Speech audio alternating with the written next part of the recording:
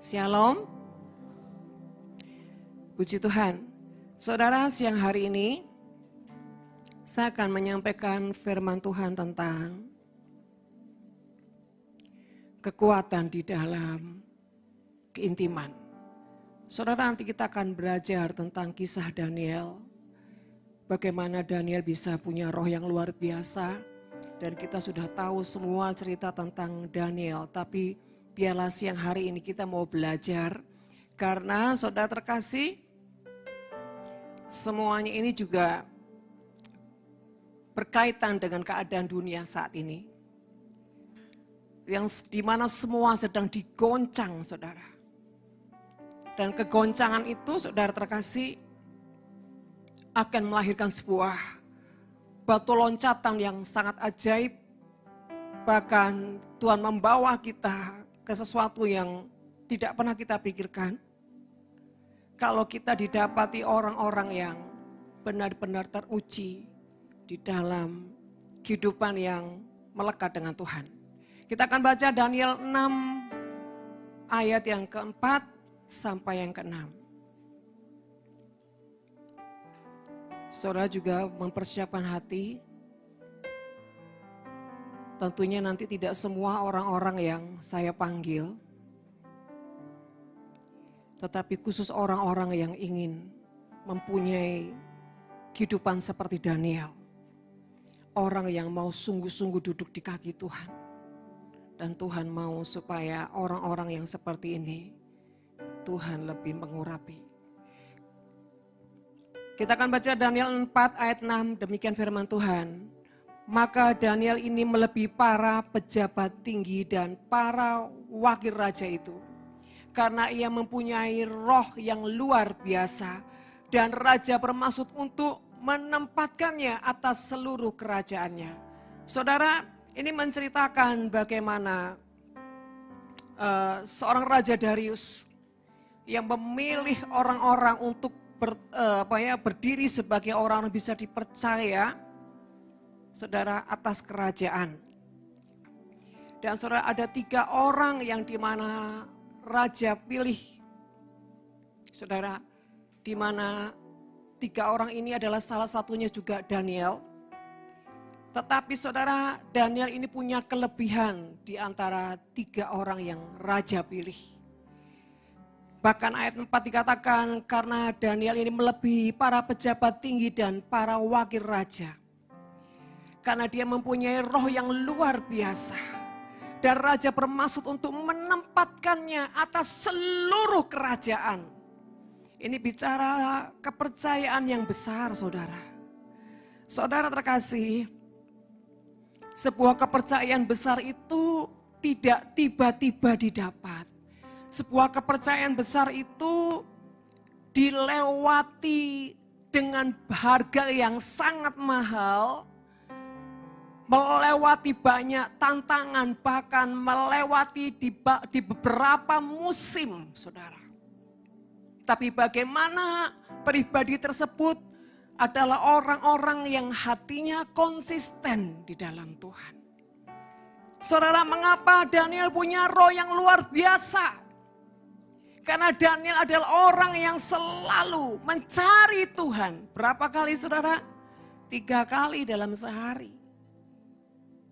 Saudara, dan Daniel ini sudah menjadi orang yang teruji. Bergantinya beberapa kerajaan. Dan dia tetap menjadi orang yang terpilih, yang terbaik dan tidak bergeser. Saudara yang terkasih dalam nama Tuhan, bahkan dikatakan raja bermaksud untuk menempatkannya atas seluruh kerajaan. Wow, makanya Daniel ini sampai dimusuhi sama para petinggi-petinggi, saudara. Karena dia ini orang yang sangat spesial. Orang yang sangat luar biasa. Dan tidak ada orang seperti Daniel. Artinya dia nggak punya saingan dalam hidupnya. Saudara terkasih, ini menandakan begini. Orang-orang yang seperti ini adalah orang-orang yang susah dicari. Manusia-manusia langka. Yang dimana hatinya itu tidak pernah berubah. mau dibawa dalam segala musim apapun saudara ya. Hatinya enggak pernah berubah. Saudara terkasih, di ayat 5 dikatakan, kemudian para pejabat tinggi dan wakil raja itu mencari alasan dakwaan terhadap Daniel dalam hal pemerintahan. Tetapi mereka tidak mendapat alasan apapun atau sesuatu kesalahan. Sebab ia setia dan tidak ada didapati sesuatu kelalaian atau sesuatu kesalahan padanya. Saudara, bukan hanya hal urusan rohani, tetapi urusan yang sekuler saja. Dia tidak punya saingan. Kenapa saudara? Karena dia tidak pernah lalai dengan setiap tanggung jawabnya. Dikatakan sebab dia itu setia dan tidak didapati sesuatu kelalaian atau kesalahan padanya. Wow, saya ini membayangkan saudara ya, bagaimana mungkin manusia ini sampai dicari kelemahannya enggak ketemu saudara. Saya jujur ya, Tuhan, apakah ini masih berlaku Tuhan? Saudara, kalau kita belajar firman, jangan cuma dibaca dan berhenti sebagai pengetahuan. Tapi belajarlah menikmati firman dan menjadi motivasi hidup kita. Tuhan, apakah masih bisa orang seperti Daniel ini, apakah masih ada Tuhan? Dan yang kedua, gelitiklah hatimu untuk punya kerinduan saudara. Menjadi orang yang tak tertandingi, tak tersaingi. Dalam hal apa? Dalam segala hal. Saudara terkasih, sekali lagi Daniel adalah orang-orang buangan. Tetapi saudara, apapun yang Tuhan bawa dalam kehidupannya, Daniel tidak pernah fokus dengan keadaan. Tapi bagaimana dia menjaga kualitas hidupnya, menjaga kesetiaannya, menjaga hatinya dengan Tuhan. Dan saudara terkasih, ketika Daniel ini berusaha dicari-cari kesalahannya, saudara, ayat 6 dikatakan, maka berkatalah orang-orang itu, kita tidak akan mendapat suatu alasan dakwaan terhadap Daniel ini kecuali dalam hal ibadahnya kepada Allahnya. Karena pada saat itu saudara, para pejabat-pejabat ini bersepakat, bermufakat bagaimana untuk menjebak Daniel masuk dalam perangkap yang mengalami hukuman raja. Maka diadakanlah saudara sebuah peraturan dalam 30 hari. Siapapun tidak boleh mencari pertolongan kepada yang lain kecuali kepada raja. Tetapi Daniel didapati, dia tetap apa? Mencari Tuhannya. Maka dikatakan kecuali dalam hal ibadahnya, Daniel itu saudara didapati kesalahannya. Karena apa? Karena sebetulnya dalam 30 hari itu orang tidak boleh menyembah Tuhan. Harus menyembah raja. Saudara, ini sebuah tantangan untuk orang-orang yang hatinya loh ya, hatinya sungguh-sungguh mencintai Tuhan. Kalau engkau orang yang memperjuangkan, mempertahankan kesalehanmu, imanmu, visi misi, janji-janji Tuhan di tengah kegoncangan dunia, apakah hati saudara tetap percaya pada Tuhan? Saudara, justru di sini kita melihat Daniel ini mengalami sebuah hukuman yang dimana dia dimasukkan ke gua singa, saudara. Alasannya satu, karena dia menyembah Tuhan. Karena dia tidak mau, saudara, meninggalkan Tuhan. Dan dia berani melanggar aturan raja. Artinya berani mempertaruhkan nyawanya demi melanggar aturan raja. Karena apa? Dia mengasihi Tuhan yang dia sembah. Saudara, ada juga peristiwa Sadrak, Meksak, Abednego. Pada saat mereka ditentang. Untuk apa, saudara? Siap dimasukkan ke perapian kalau mereka tidak mau apa? Menyembah patung yang raja buat. Tapi mereka bilang begini, kalaupun Tuhan yang saya sembah menolong saya, puji Tuhan. Kalau tidak pun, saya tidak akan menyembah raja. Bahkan mereka berani menjawab, percuma saja saya menjawab raja. Begitu berani dan lancang, saudara. Saudara, mungkin saudara tidak mengalami tekanan yang namanya nyawa atau Yesus. Tapi mungkin hari-hari ini saudara sedang diperhadapkan dengan sebuah tekanan-tekanan hidup. Ekonomi, masalah pergumulan, masalah keluarga, kesehatan. Apakah hatimu akan bergeser dari Tuhan? Apakah hatimu masih tetap percaya, tetap bersyukur, atau Tuhan sudah capek semuanya, sudah gak sanggup lagi Tuhan, taruh aja semua?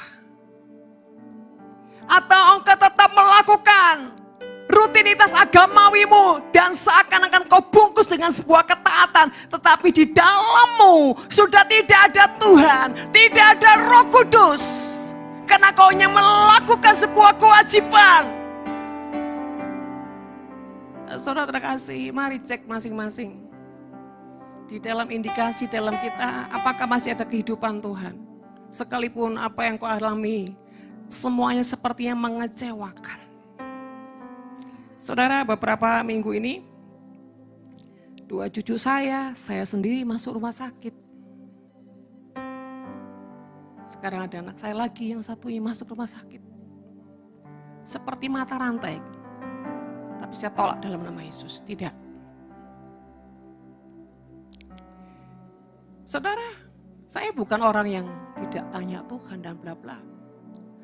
Tapi saya mengerti ketika saya bertanya dan Tuhan tidak menjawab. Tidak usah banyak tanya, intinya begitu.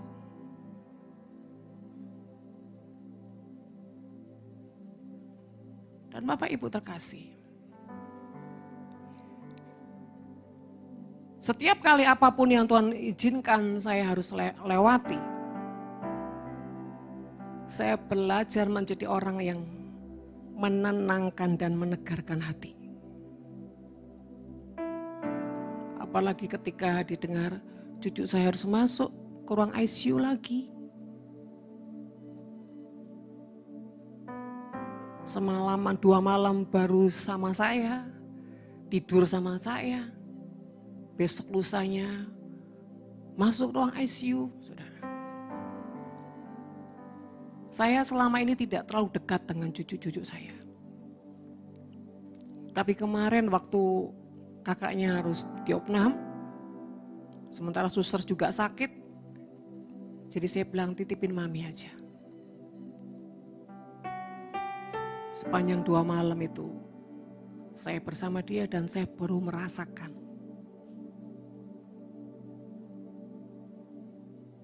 Dan saudara, pada saat dengar dia masuk ICU, secara hati kaget. Tapi saudara, saya belajar menyikapi itu semua dengan tenang. Saya hanya memandang kepada Tuhan. Saya tidak teriak-teriak dengan Tuhan. Saya enggak berseru, Tuhan sembuhkan dan bla. Enggak. Setiap kali menghadapi seperti itu, saya selalu tenangkan hati. Yang kedua, saya belajar memandang Tuhan. Saudara ingat waktu Petrus berjalan di atas air? Pada saat Petrus memandang Tuhan, Petrus bisa melewati itu. Tapi pada saat Petrus merasakan sekitarnya angin badai, jatuhlah Petrus. Dan itu selalu menjadi statement dalam hidup saya. Apapun yang saya lewati, saya cuma pandang Tuhan. Dan tidak perlu mempertanyakan Tuhan. Yang kedua, evaluasi diri. Cek diri.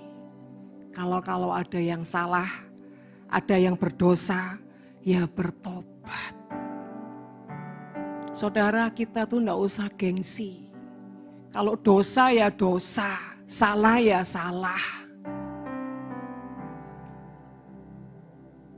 Saya ini punya sebuah keputusan.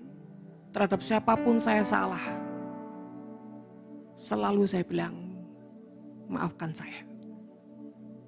Terhadap anak atau terhadap siapapun. Saya tidak mau membangun gengsi, saudara. Nah, saudara terkasih. Semalam waktu saya menyiapkan ini, Tuhan bicara. Di tengah kegoncangan dunia, ini kegoncangan bukan setahun, 2 tahun, 3 tahun, 5 tahun, bahkan bisa lebih, saudara. Bahkan bisa melewati 10 tahun. Kalau kita tidak punya sandaran yang kuat, pondasi yang kuat dengan Tuhan, ini akan mengerikan, saudara. Kekristenan bukan cuma saudara beribadah dan pelayanan, tapi bagaimana kehidupan kita. Pada saat kita mengalami masalah, ada enggak unsur Tuhan di dalam kita? Saudara, itu yang paling penting. Tuhan masih enggak di dalam kita? Ya, saudara terkasih, justru di saat saya memulai lagi doa pagi di Instagram dan mau memulai Pondok Daud, wah hantaman jedar.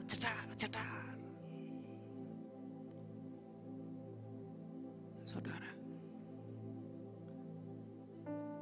Tapi Tuhan bilang, goncangan itu menunjukkan siapa kamu, nak.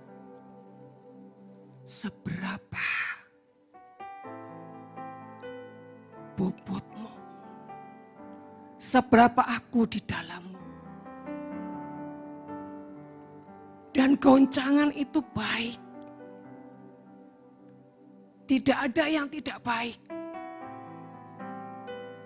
Sekalipun seringkali kita tidak mengerti kenapa ini Tuhan izinkan. Sejauh kita tanya Tuhan dan Tuhan tidak menjawab. Dan kita sudah menanti-nantikan Tuhan. Itu tandanya Tuhan mau kita diam. Kita belajar dewasa.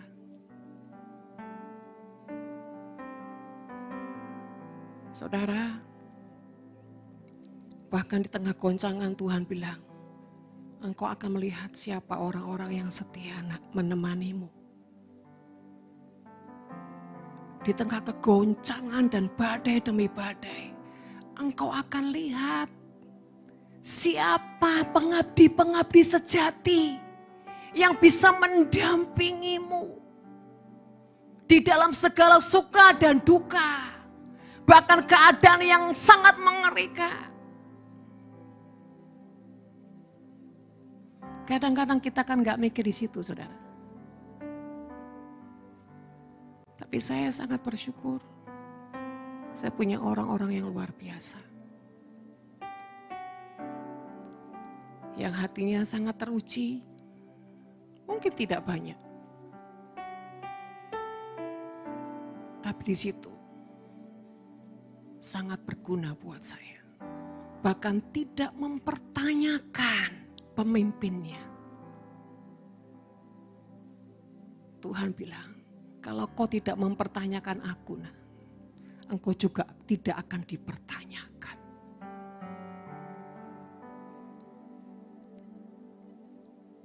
Sampai Maria bilang gini, Tuhan, Tuhan. Mamiku loh sudah lakukan ini itu, Tuhan, Tuhan. Dia mungkin sebagai anak yang kadang tidak kuat melihat goncangan-goncangan yang saya harus lewati. Saudara terkasih, justru kita orang-orang yang dicintai Tuhan, kita ini akan terus dibawa naik sama Tuhan. Lewati hal-hal yang tidak enak. Justru kalau hidupmu cuma terus di bawah dan selalu aman-aman saja, sebetulnya engkau bersama siapa? Justru ketika kita tahu kita bersama Tuhan, Tuhan tidak pernah membawa kita jalan di zona nyaman, saudara. Betul apa betul, saudara? Yang penting, saudara, takarannya adalah hatimu itu setiap hari di mana? Dan apa yang kau lakukan?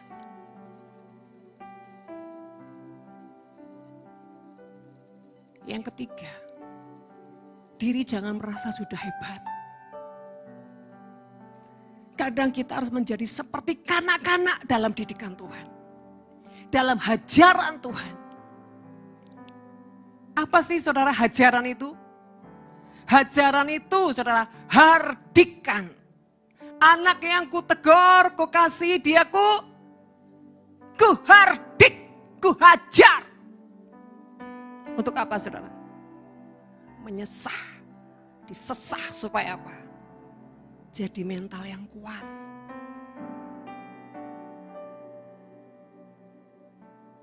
Saudara terkasih, 3 hari saya, puji Tuhan hanya 3 hari di rumah sakit. Dan itu pun dokternya masih menawarkan lagi kalau bisa 1-2 hari. Saya bilang, enggak dok, saya pulang saja.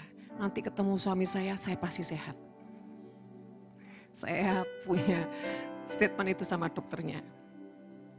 Saya bercanda-bercandain dokternya. Nanti ketemu sama suami, pasti saya sehat. Padahal bukan itu juga masalahnya, saudara. Tapi saya paling gak tahan kelamaan di rumah sakit. Terlalu tidur terus, gak tahan. Walaupun anak-anak saya bilang, mami please ya, istirahat. Kalau Maria kemarin tidak jongkrokin saya ke rumah sakit, mungkin saya gak istirahat, saudara. Saudara terkasih, saya belajar untuk dengarin suara saya. Nasihat. Sampai saya bilang gini sama Maria. Ayo kita selalu sepakat ya C. Dalam segala apapun, sepakat. Saudara, kembali.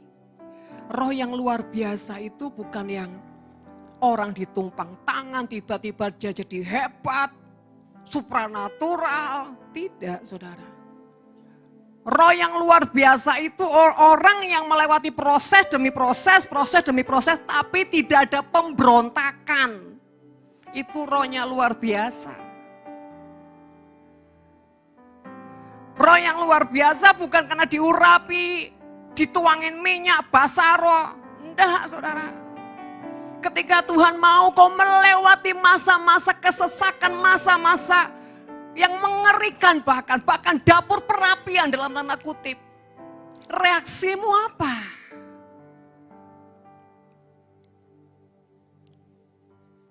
Nah, saudara terkasih. Kita itu nggak akan pernah menyadari atau ketahuan siapa kita kalau tidak ada kegoncangan. Betul apa betul, saudara? Bahkan kesetiaan kita pun dengan Tuhan tidak akan bisa terlihat di saat kita tidak mengalami namanya kegoncangan yang besar. Saya bersyukur aja sama Tuhan, saya ini puji Tuhan ya. Tidak pernah komplain sama Tuhan. Teriak-teriak pun tidak pernah, saudara, sama Tuhan. Dari sejak usia 17 tahun sampai sekarang saya usia 50 berapa ini saya? 54 tahun. Saya tuh nggak bisa kalau suruh teriak yang doa yang teriak tuh. Saya selalu ngomong begini, kalau udah mentok, udah nggak bisa, saya bilang Tuhan, saya ini bukan tipe kalau orang yang suruh teriak-teriak, marah-marah, terus jingkrak-jingkrak, bentak-bentak, ini nggak bisa, paling-paling cuma diam, nangis. Kalau sudah disentuh Tuhan, terima kasih. Padahal solusi juga belum ada. Nah, saudara terkasih.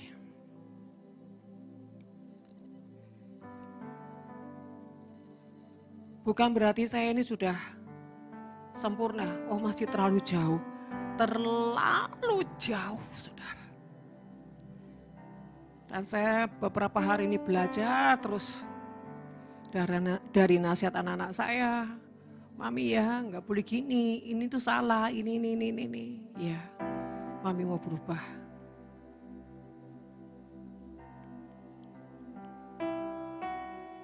Selalu saya katakan saya mau berubah. Jadi lebih baik. Terima kasih. Bahkan kalau saya punya salah, saya tuh nggak akan tunggu lama-lama untuk minta maaf. Kenapa saudara? Saya tahu. Hidup harus di-upgrade terus sama Tuhan. Hidup harus terus diperbarui sama Tuhan. Jangan hidup di kehidupan yang lama terus. Anggur yang lama terus saudara. Anggur harus menjadi anggur yang baru. Kalau mau anggur yang baru, kantongnya juga harus dipersiapkan. Yaitu apa? Wadah hatimu, telingamu. Jangan gak mencintai teguran. Jangan berbantah. Saya paling gak tahan ya, kalau ada orang didikan Tuhan tuh, wah berkelit, aduh Tuhan ngeri.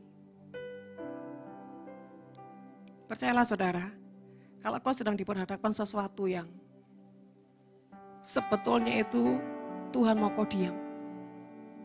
Tapi kau ngoceh, selalu kau jatuh di situ tuh gak pernah lulus. Saya tuh sering saudara, hadapi orang-orang yang bisa gak kamu gak usah bantah. Dan tidak perlu berdebat sama saya. Bukan kita gak boleh menyelesaikan masalah, boleh saudara. Tapi kalau itu Tuhan yang sedang lewat dan mendidik kamu selalu remedi. Kamu selalu gagal di situ terus. Dan saya nggak pernah minta nasihat-nasihat. Kadang-kadang dalam kondisi mentok, Tuhan, saya mau sharing ke siapa ya? Tuhan nggak pernah kasih saya jalan. Sekalipun saya punya mentor. Tapi saya nggak berani lancang tanya kalau saya belum permisi sama Tuhan. Karena saya takut gini saudara. Satu kali aja saya punya pengalaman. Tapi saya nggak mau ulang lagi selamanya. Tuhan sudah suruh saya tanya sama si A. Saya udah dapat jawabannya. Ini senior di atas senior semuanya. Berapa hari kemudian goncengan mulai lagi datang. Saya mulai ragu. Tanyalah lagi saya di bawah senior ini. Apa yang saya dapat? Menggalaukan hati saya. Dan ujungnya Tuhan menghardik saya. Siapa suruh kamu tanya sama dia? Karena aku tidak bicara sama dia. Dan Tuhan marah sekali. Saudara saya ingatkan ya. Jangan gampang-gampang cari nasihat. Sama orang yang Tuhan gak tunjuk sekalipun kau merasa dia orang hamba yang diurapi. Tidak selalu Tuhan menjawab. Tuhan menjawab pada orang yang Tuhan tetapkan. Nanti kalau itu jawabannya tidak sesuai Tuhan, kau disesatkan. Bagaimana cara penyesatan itu bekerja? Dia akan menambah emosimu. Dia akan menambah roh pembenaran, ketidakpuasan. Dan kau semakin terseret jauh dan ujungnya kau kehilangan Tuhan. Jangan dikira nasihat-nasihat yang bukan seizin Tuhan itu bisa aman. Justru membuat engkau kehilangan Tuhan. Karena apa? Kau lancang. Kenapa bisa lancang? Karena kau tidak punya penguasaan diri. Kau enggak sabar. Kau mau nafsumu ini harus apa? Tersalurkan. Dan perhatikan, setiap kali ketika kau minta nasihat sama orang-orang yang bukan diutus Tuhan, jawabannya apa? Selalu membela dirimu 1000%. Saudara boleh buktikan. Tapi kepada orang yang Tuhan tetapkan, jawabannya selalu apa? Tidak sesuai dengan apa? Akal pikiranmu. Dan itulah Tuhan. Makanya kita tuh jangan gampang-gampang curhat. Cerita sana, cerita sini kayak ember. Jujur itu semua karena sebenarnya akarnya hati ini nggak puas. Betul apa saudara-saudara? Karena nggak puasmu jadi kamu cari sana, cari sini. Wah itu Tuhan murka saudara. Apapun yang kau perbuat itu ditumpahkan sama Tuhan. Kenapa? Untuk apa korban-korbanmu? Kamu memberontak dengan aku. Saudara, tanda-tanda orang dewasa. Bahkan ketika dalam kesesakan pun, jangan berusaha dengan kekuatanmu mencari hamba-hamba Tuhan. Sekalipun hamba Tuhan itu diurapi, sekali lagi kalau bukan ditentukan Tuhan, dia yang menjawab, nanti salah. Bukankah di peristiwa ada di Alkitab nabi besar, nabi kecil, saudara? Ingat? Nabi kecil dapat perintah Tuhan. Sampaikan ini pada raja. Nanti kamu jangan mampir-mampir ya. Jangan ke sini, jangan ke situ. Tapi nabi besar tiba-tiba menjebak dia dan mengatasnamakan Tuhan. Ujungnya dia mampir makan, ujungnya apa? Dia mati. Kenapa? Dia sungkan sama nabi besarnya. Padahal Tuhan sudah bilang, lurus saja, jalan, jangan berhenti, jangan mampir. Mampir, dia berhenti, dia makan. Tambah salah. Saudara, hari-hari ini banyak penyusup-penyusup yang masuk di emosi kita. Di roh kebenaran. Hati-hati saudara. Kesesakan yang Tuhan izinkan kok kita harus melewatinya. Ini masa-masa ujian. Di dalam ujian kita harus tenang. Tenang, percaya, dan bersyukur. Udah gak usah kan mana-mana. Tuhan tahu kok. Bahkan di saat yang kita sudah gak mampu lagi, Tuhan tahu. Saudara terkasih, di dalam Daniel 6 ayat 11, yuk kita sama-sama. Di saat surat itu diputuskan dan didengar Daniel bahwa ada peraturan selama 30 hari. Orang tidak boleh saudara menyembah Tuhan dan hanya kepada raja. Ketika saat itu didengar Daniel, baca ayat 11, demi didengar Daniel bahwa surat perintah itu telah dibuat, pergilah ia ke rumahnya. Dalam kamar atasnya ada tingkap-tingkap yang terbuka ke arah Yerusalem. 3 kali sehari ia berlutut, berdoa serta memuji Allahnya seperti yang biasa dilakukannya. Saya sangat senang saudara dengan kata-kata 3 kali sehari ia berlutut. Jadi bukan cuma nyembah Tuhan tapi dia berlutut, berdoa itu artinya bicara komunikasi dua arah antara dia dengan Tuhan. Dan terakhirnya dia itu memuji Allah, itu artinya bersyukur dan mengagungkan Tuhan. Seperti yang biasa dilakukannya. Artinya dia punya kehidupan doa yang gak pernah berubah. Di dalam segala keadaan Daniel tetap dalam 1 hari 3 kali dia berdoa. Berlutut, menyembah. Dalam kondisi dia penuh ketakutan, yang dia lakukan apa? Cari Tuhan. Daniel tidak cari siapa-siapa, tidak cari penasehat, tidak cari siapa-siapa.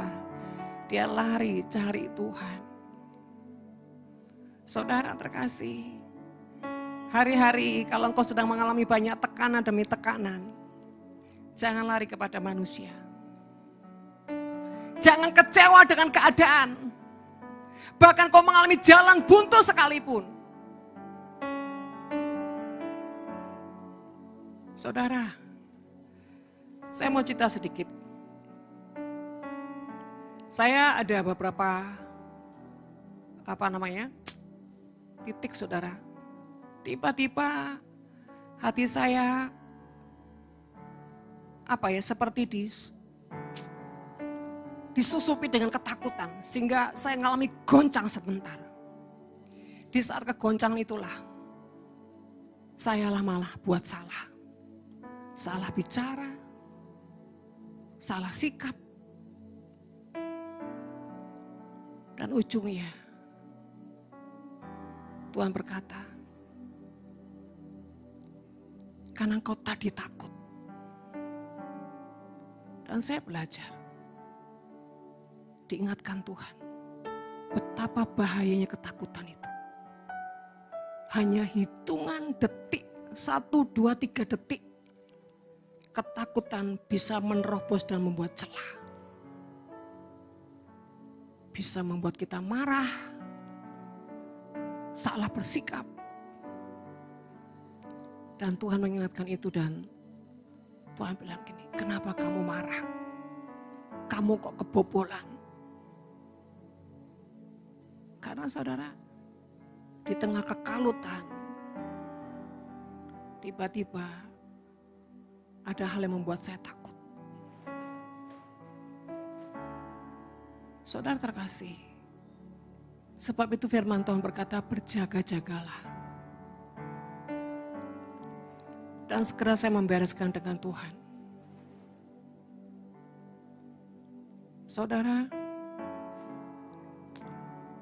hari-hari ini, mari selalu belajar jujur sama diri sendiri. Jujur sama Tuhan. Jujur dengan keluarga.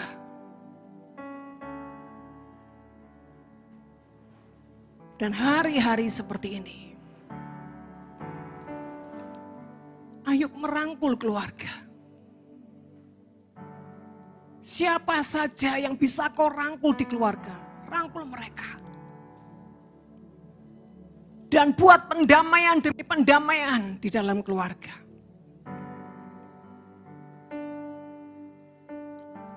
Saudara, ingat, kita sedang dalam pertandingan iman. Kita sedang mengalami yaitu masuk dalam bahtera yang besar.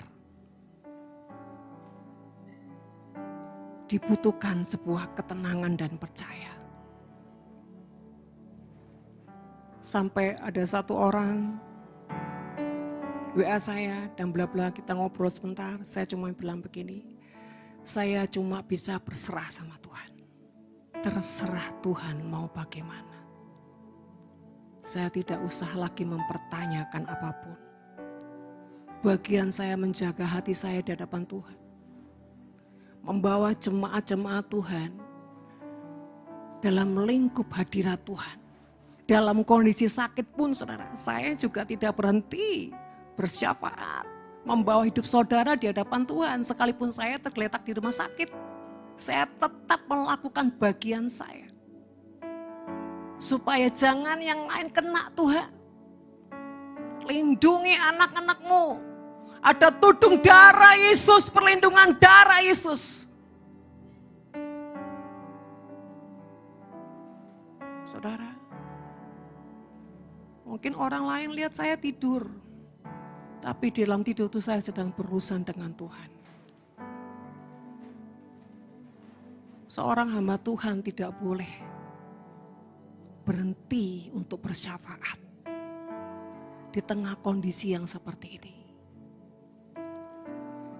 Hatinya enggak boleh hanya berpusat pada diri sendiri. Justru ketika dia sedang mengalami goncangan seperti ini, dia ingat. Dia teringat sama jiwa-jiwa yang lain. Gimana mereka di sana? Gimana mereka di luar? yang di luar kota, yang di luar pulau. Tuhan, saya mengingatkanmu akan perjanjianmu Tuhan. God's covenant untuk setiap umatmu. Saudara terkasih, orang-orang yang hatinya selalu ada bersama Tuhan, dia tidak pernah memikirkan dirinya sendiri, bahkan di saat kondisi yang sudah mungkin sangat terpuruk.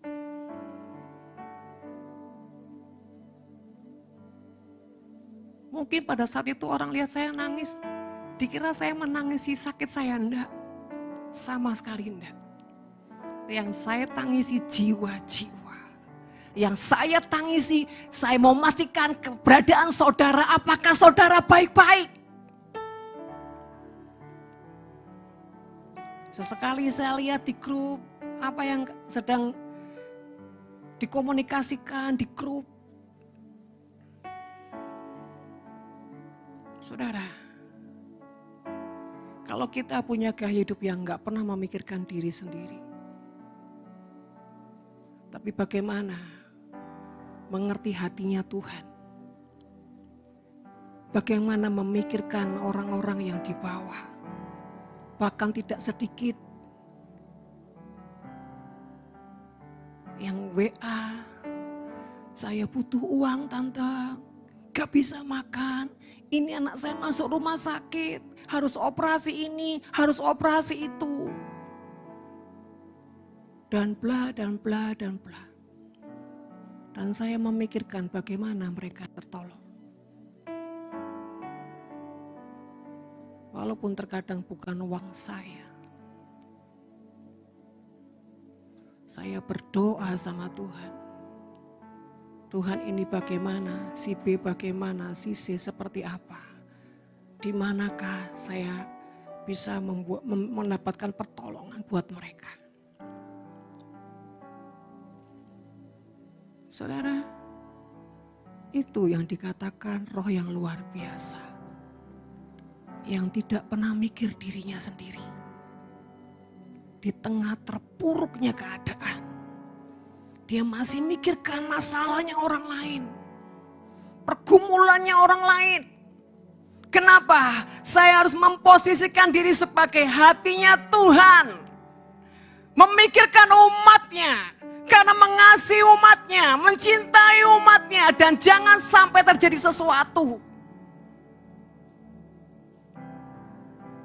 Saudara, saya selalu belajar dari apa yang telah dan Tuhan Yesus lakukan. Yaitu mempunyai kasih tanpa batas. Tidak dibatasi ruang, keadaan, situasi atau apapun. Kasih harus terus mengalir seperti air sungai. Entah bagaimana caranya Tuhan. Dan saudara terkasih, pada saat hari-hari ini, kalau Tuhan izinkan apapun yang harus engkau melewatinya, mari jaga sikap. Jangan komplain, jangan mempertanyakan Tuhan. Tapi bagaimana kau evaluasi diri? Saya juga evaluasi diri. Saya bercermin dengan diri saya. Kalau ada banyak hal yang saya perlu bertobat, saya bertobat. Saya bilang saya bertobat dalam hal ini Tuhan, saya bertobat dalam hal itu, saya bertobat dalam ini. Saya mau Tuhan dididik, dibersihkan terus. Dan saya mau terus menghamba. Kepada anak saya bilang gini, Mami memang sudah kuat dah besok khotbah. Kuat, saya bilang itu. Karena saya tahu kekuatan dari Tuhan. Saudara, mari jangan mencintai Tuhan kalau hanya kita lagi diberkati, kondisi enak, semuanya oke. Di saat Tuhan mengambil semuanya fasilitas kita, bahkan serasa nyaman kita, bahkan saat sepertinya semuanya gelap, gak ada jalan. Tuhan mau lihat seberapa sih hatimu nak percaya. Apakah letupan-letupan, ledakan-ledakan masih terlalu kuat di jiwamu? Atau jiwamu sudah menjadi kondusif dan tenang? Yang keluar dari hatimu cuma, terima kasih Tuhan. Sekalipun aku tidak mengerti, aku tetap bersyukur.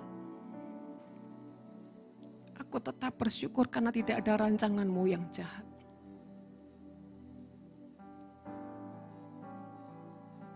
Pulang dari rumah sakit, mandi keramas, baru bawa ember cucian ke belakang, si Gerda bilang, Mami lah langsung.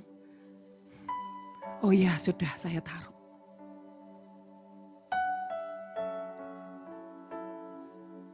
Saudara terkasih, saya bukan mencobai diri. Susah ya memang ya. Tapi ketika saya diingatkan, saya menghargai. Karena saya tahu orang-orang di sekitar saya mesti khawatir. Karena mereka mencintai saya. Mereka nggak mau saya kenapa-kenapa. Dan saya menghargai itu. Saudara, Daniel adalah orang yang punya kehidupan. Yang selalu mencari Tuhan. Bahkan dalam tekanan nyawanya pun, dia tetap mencari Tuhan. Bahkan kalau dia harus melewati resiko, dia meresikokan dirinya dilempar ke gua singa. Dia tetap percaya Tuhan. Apa itu gua singa, saudara? Keadaan yang seringkali rasanya mengerikan, menakutkan. Apakah kau tetap berkata, aku percaya Tuhan, aku percaya, pasti ada mujizat, ada jalan keluar, ada kemenangan. Saudara, mari hidup ini harus mengalami, mempraktekkan. Apa yang menjadi keyakinan kita dengan Tuhan harus diuji, dilatih, terbiasa. Sampai melahirkan sebuah potensi-potensi manusia roh yang kuat, yang teruji, yang handal, yang bisa dipercaya dan ujungnya engkau akan diangkat Tuhan. Mari saudara, apapun, sekecil apapun ya ingat ya, semua izin Tuhan loh. Gak usah komplain, gak usah marah. Saya selalu mengingatkan sama orang, sama setiap orang. Apapun yang Tuhan izinkan, engkau disodorkan, belajar, gak usah marah. Gak usah komplain, gak usah teriak-teriak. Diam, tenang. Ketika kau banyak teriak, kau masih terlalu kanak-kanak. Kau tidak berhak terima warisan. Kau belum cukup dewasa. Kau belum cukup mengerti Tuhan.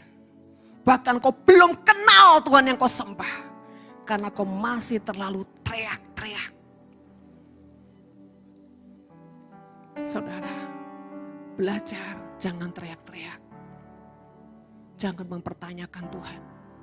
Anak-anak yang sedang dididik orang tuamu. Jangan komplain sama orang tuamu. Jangan marah-marah. Jangan melawan. Belajar bicara sopan sama orang tua. Ingat, di balik semua itu Tuhan sedang mendidikmu. Orang tuanya sarana yang memakai kita untuk Tuhan. Demikian juga suami-suami, istri-istri. Gesekan apapun, belajar tenang. Anak saya selalu mengingatkan saya terus. Dan saya punya telinga yang terus mendengar. Dan selalu saya katakan, ya Mami mau berubah. Selalu itu saya katakan, saya mau berubah. Saya tidak perlu siapapun yang bicara. Kalau itu tentang firman, itu tentang kebenaran, dan itu memang ada dalam diri saya. Selalu saya katakan, saya mau berubah. Saudara, kita semua ini di dalam tahun kemenangan tidak bisa bergandeng tangan, tidak bisa gandol-gandolan saudara. Pribadi lepas pribadi, lewati ujian, sama-sama pastikan kau berkenan pada Tuhan, kau punya sikap yang benar. Jangan bilang gini, saya sudah ini Tuhan, saya sudah itu, kenapa begini, kenapa begitu. Stop. Stop. Saya paling gak suka kalau orang, waduh dia ngomong A, lari ke B, B lari ke C, waduh. Karena buat saya gini, sadar gak sih kamu sedang melawan Tuhan? Apapun itu. Dan kalau saya menghadapi seperti ini, saya akan diam. Saya tunggu dia bicara selesai dan saya akan bilang, oke, selesai, saya tinggal. Daripada membuang mutiara pada babi, jangan menjadi babi yang menginjak-injak mutiara Tuhan. Ingat, di atas apapun itu, Tuhan pegang kendali atas hidup kita. Kita jangan jadi orang yang lebih dari pemenang. Tahu membalikkan keadaan, tahu supranatural, tapi nggak ngerti prosedurnya bagaimana. Baru diuji sedikit teriak-teriak, komplain, marah, berontak, gak setia.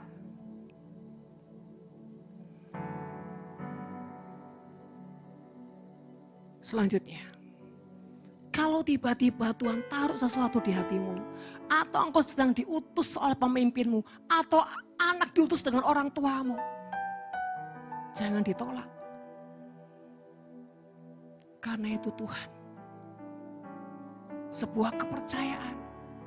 Jangan bilang gini, oh Tuhan ini kan lagi gak bagus, aku lagi gak siap. Kalau engkau mau menang, apapun keadaannya, siap. Tuhan tahu kok keadaan kita seperti apa. Kemarin malam saya baru chatting sama ibu. Saya cerita. Saya dipanggil ketua Bamak. Saya cerita dan saya mau diberikan kepercayaan ini dan itu. Dan ibu bilang apa? Bagus. Jalani. Kalau mau ngomong secara pribadi, waduh, ini pekerjaan besar, ini proyek besar. Bagaimana mungkin? Tapi ketika beliau bilang, bagus, jalani. Saya cuma bilang apa? Siap Bu. Dan selebihnya saya bilang, Tuhan saya nggak tahu nanti ke depan bagaimana. Dan tiba-tiba ketika saya deal saudara, Tuhan kasih saya hikmat. Karena ketua Bapak bilang gini, tanya Tuhan Bu, nanti dapat visinya apa? Nanti kita ketemuan lagi. Dan beberapa hari ini beliau sudah terus tunggu. Dan ketika saya deal, timbullah tiba-tiba hikmat. Langsung saya catat di handphone dan bla bla bla bla bla. Tanpa sadar Tuhan bilang gini, sudah kan nak, aku kasih kamu visi. Oh iya ya. Saudara, dan ini mungkin awal. Kita akan mengalami yang namanya membalikkan keadaan. Kita akan menduduki Surabaya, menduduki Jawa Timur. Dan Tuhan berkata, apakah hatimu siap? Mari kekasih Tuhan. Kita nggak tahu tiba-tiba promosi Tuhan itu datang kapan. Tapi jadilah orang yang siap di ujian. Siap dari segala keadaan. Apapun yang paling tidak enak kalau Tuhan izinkan, kita harus lewati. Katakan Tuhan aku siap. Karena kita nggak tahu. Di balik pintu rahasia itu akan berikan apa sama kita. Jadi hamba yang setia. Taat. Lakukan terus kebaikan demi kebaikan dan jangan berhenti dengan kebaikan demi kebaikan. Jangan hanya berdasarkan apa yang tidak ada, tapi apa yang ada lakukan terus, lakukan terus. Saudara terkasih, bahkan kemarin saya telepon Cik Jenny. Cik, aku mau gaspol dengan Pasda.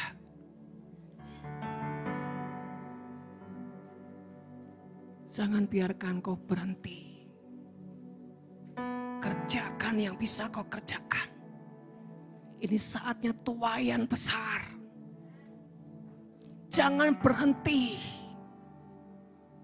Bahkan saudara terkasih, kalau fasilitas Tuhan belum berikan, jangan Tuhan menjadi penghambat. Setia dulu perkara-perkara kecil. Maka Tuhan akan bukakan kepada saudara kita perkara-perkara besar. Jangan tunggu fasilitas. Kasih dulu fasilitasnya Tuhan, baru aku melakukan. Tidak. Tuhan yang kita sembah enggak seperti itu saudara. Enggak bakal. Tapi dia mau kita melangkah dulu. Dia mau kita taat dulu. Baru kita akan lihat keajaiban. Nah, saudara, mari selanjutnya kita langsung loncat ke ayat 15. Setelah raja mendengar hal itu, maka sangat sedihlah ia dan ia mencari jalan untuk melepaskan Daniel. Saudara, pernahkah dalam hidupmu kau mengalami namanya dicintai orang yang di luar Tuhan? Dan dia sampai begitunya rasanya mau menolongmu. Itu tandanya Daniel bukan bisa berdampak, tapi Daniel bisa sampai menguasai hati raja. Ini seperti Esther ketika dia datang kepada raja untuk bangsanya. Esther bukan hanya memikat raja dengan anggur yang dia sediakan untuk pesta. Tapi raja melihat keberanian seorang Esther yang mempertaruhkan nyawanya ketika dia menghadapi raja dengan tidak dipanggil. Saudara, berapa banyak orang yang berani memberikan hidupnya, bahkan maaf kata, nyawanya sekalipun untuk kemuliaan Tuhan. Artinya dia tidak pernah memikirkan untung rugi. Gimana nanti nasibku Tuhan? Gimana ini, gimana itu? Aku belum makan ini.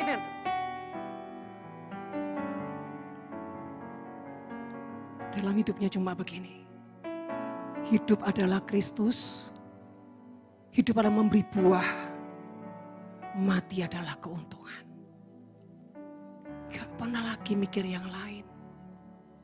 Otak saya ini cuma mikir itu saudara.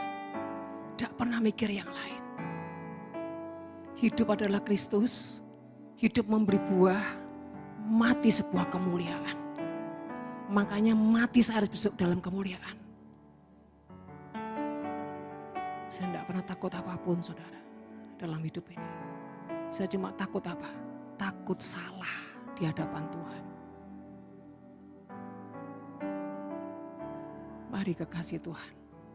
Kalau engkau adalah orang-orang yang menantikan kemenangan. Kalau engkau percaya tahun-tahun supranatural. Kau harus tahu kau harus melewati ujian. Dan setiap melewati ujian kau harus lulus. Bukan lolos. Apalagi remedi, harus lulus.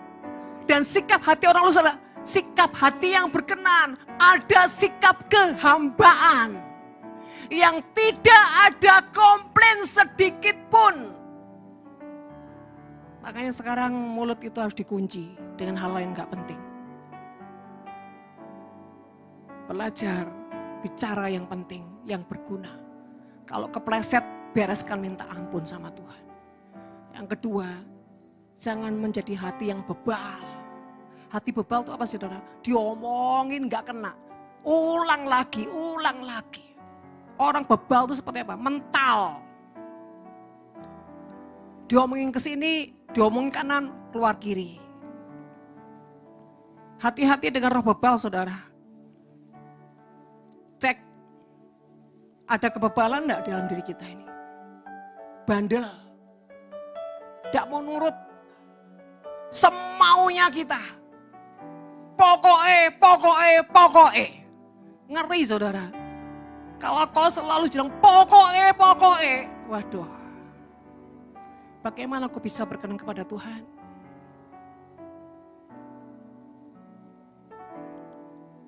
setiap hari bilang, Tuhan jauhkan aku dari roh yang bebal.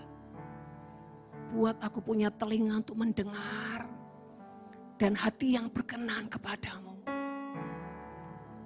Ayo mengerti hati Tuhan. Saudara, saya sejujurnya melihat semua saudara sedang mengalami ujian. Tapi maaf kata, banyak dari saudara itu tidak siap dengan ujian. Banyak yang capek ditaruh, males, tidak baca firman lagi, ogah-ogahan. Ada yang sekedar, ya sudahlah dilakukan, tapi ya sudah, 50%. Gak bisa saudara. Doa saya, semua saudara harus menang. Ayo kita sama-sama, kita tidak berjuang sendiri saudara. Kita sama-sama.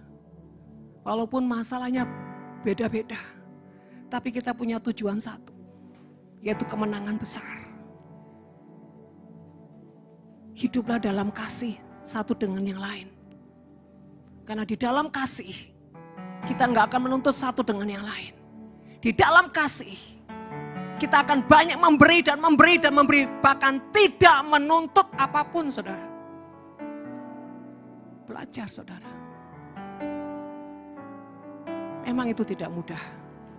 Tapi kalau kau punya pengertian, kau punya pencapaian, maka kau akan melakukannya. Saudara terkasih, mari belajar punya kehidupan seperti Daniel. Yang bukan hanya menjadi dampak kepada orang lain, bahkan di luar Tuhan.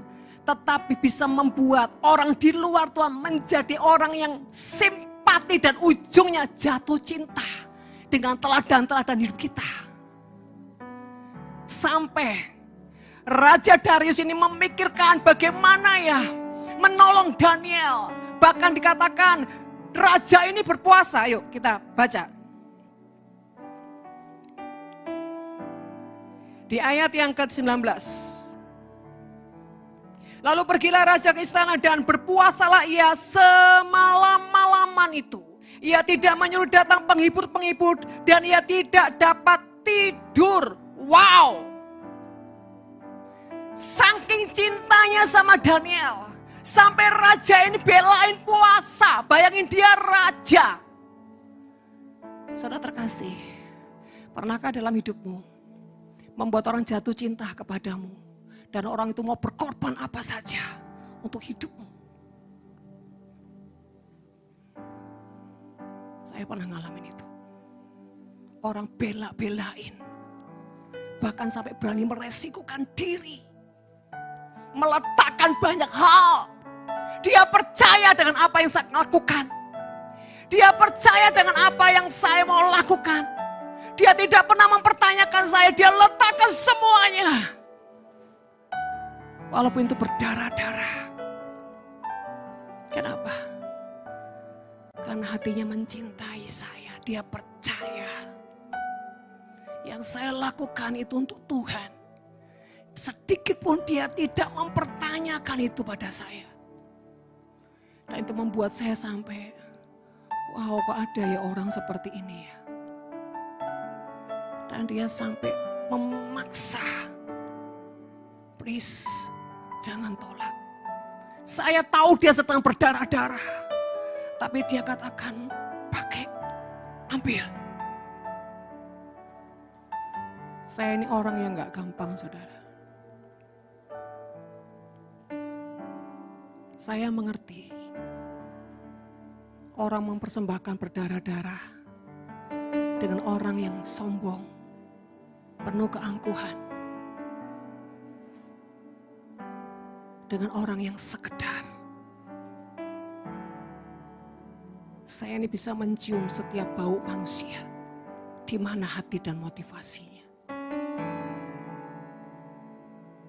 Dan kalau saya menemukan orang seperti ini, hati saya tuh hancur. Dan saya katakan Tuhan, orang ini layak Tuhan Engkau anugerahkan hidupnya. Orang ini layak Engkau jamin sampai keturunan demi keturunannya. Soalnya ingat peristiwa Cornelius?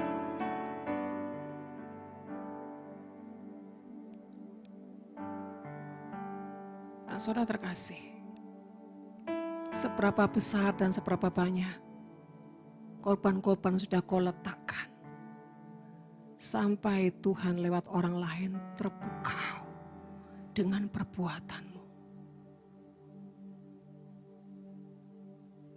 Mari saudara, hidup ini harus penuh dengan hal-hal yang ilahi, hal-hal yang mulia,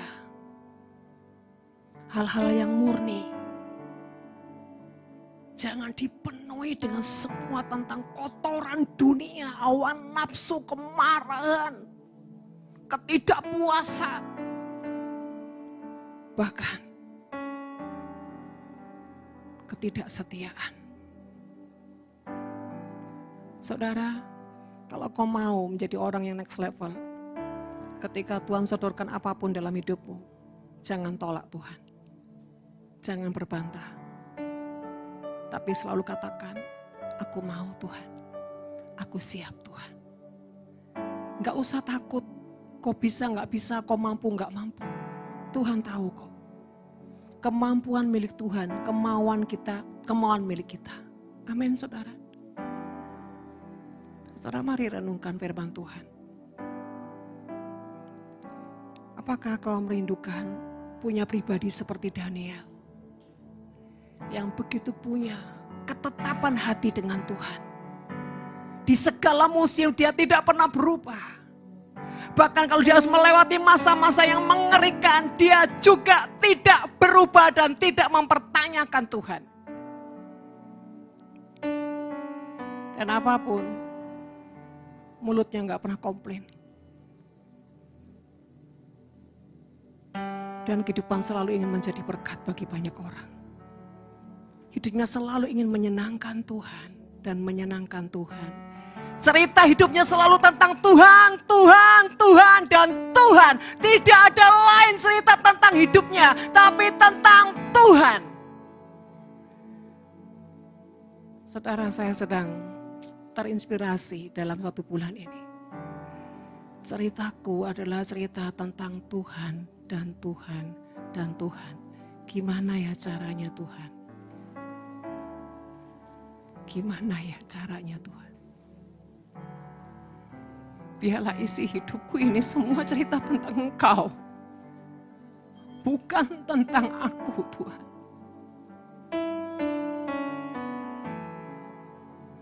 Semua kisah perjalananku, aku ingin semua tentang Engkau. Bahkan jatuh bangunku pun, semua tentang kasih-Mu, tentang cinta-Mu, tentang begitu mulianya Engkau.